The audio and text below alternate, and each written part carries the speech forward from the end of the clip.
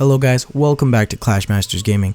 This is the deck we've been rolling with. It has been working amazing for us. It has gotten us up all the way into Spell Valley when I was losing like crazy with my other decks. This, unfortunately, there's a lot of draws with because the giant skeleton is so slow.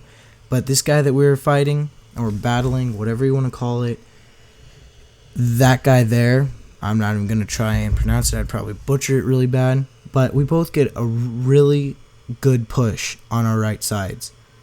I end up getting a little bit more than him in this because of the giant skeleton's bomb that he drops. That thing does a massive amount of damage. If you can get that to the tower alone, you do a huge amount of damage. Ended up getting it down to 217 there. Pretty good. He got mine down pretty low as well. Now it ends up being who can get the second tower, because both those towers are as good as down right now.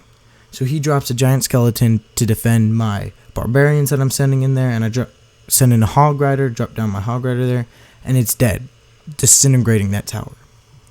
So now it's on the king tower, and right now to decide whether to go for the king tower or the other crown tower is about how much health is left and how well he's defending. I want to go for the crown tower, but the king tower is easily accessible, and I feel like I'd be able to get more damage on that. He drops his skeleton army, and the giant bomb from that giant skeleton does a huge amount of damage to that king tower.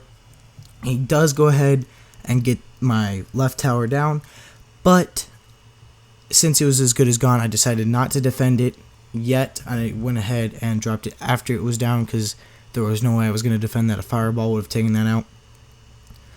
And I'm not sure if this guy has a fireball. I wasn't really paying attention. I think all he has is arrows.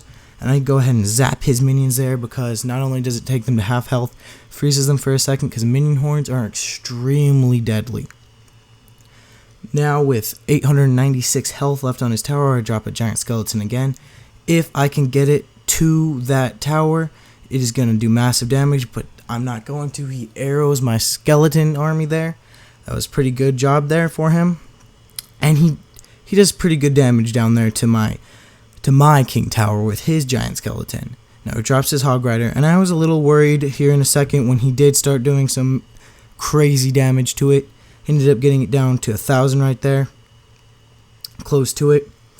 And at this point now, I was a little nervous because I've done a lot of these battles before where I get it down really low and they ended up beating me. I do fireball right there, gets it down decently low.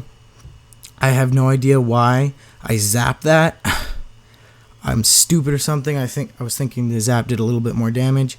But now with it into sudden death, it is who can get a small push. Just the tiniest push is going to win this for somebody.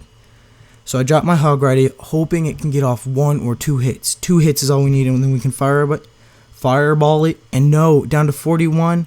But here I go. This is the clutch zap. I go ahead and zap that tower for the 3 crowns, guys. Thank you guys so much for watching this video. If you guys have not subscribed, go ahead and subscribe, like the video, share it with others, let your friends know, and bye.